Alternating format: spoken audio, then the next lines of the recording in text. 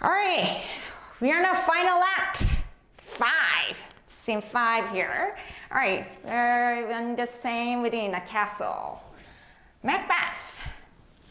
Our castle's strength will laugh at siege to scorn. What does that mean? Macbeth is planning to remain inside his castle within a siege. This is probably a good idea under the circumstances because he is continuously losing men by desertion.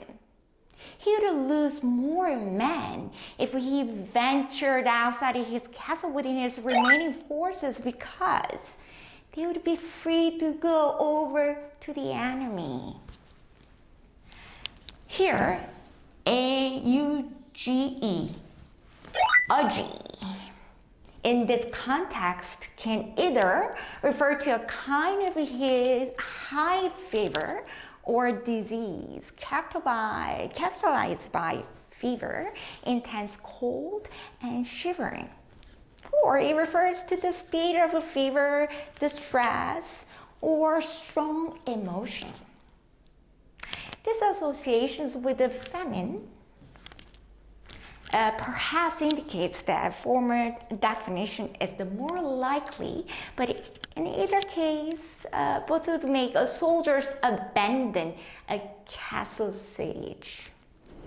Okay, let's move on to scene that this is when after the lady Macbeth is passed away, that Macbeth is a start to neglecting about what's the death and how life is meaningless, right?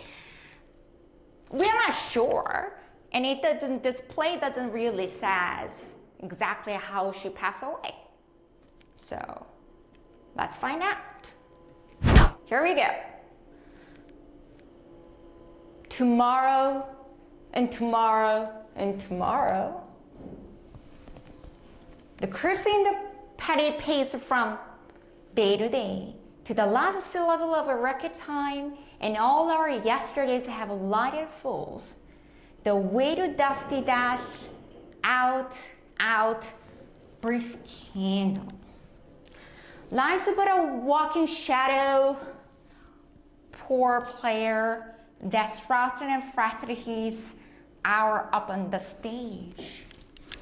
And then it's heard no more.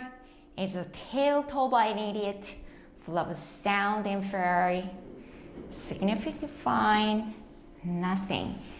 And this is one of the most famous speeches from this play that probably you are going to have a very serious discussion in your classroom. And very world famous quotations here that if you drop during your conversation with your friends, they will say, oh, you're pretty smart, and then you saw the play. So yeah, good to remember, huh? All right, in a play in which ambitions and power were the only goals of these main characters, Macbeth realized that all of his decisions and actions are meaningless. Life is a brief candle set to go out. Not only does Macbeth realize that life is meaningless, he begins to see his life as ruled by others.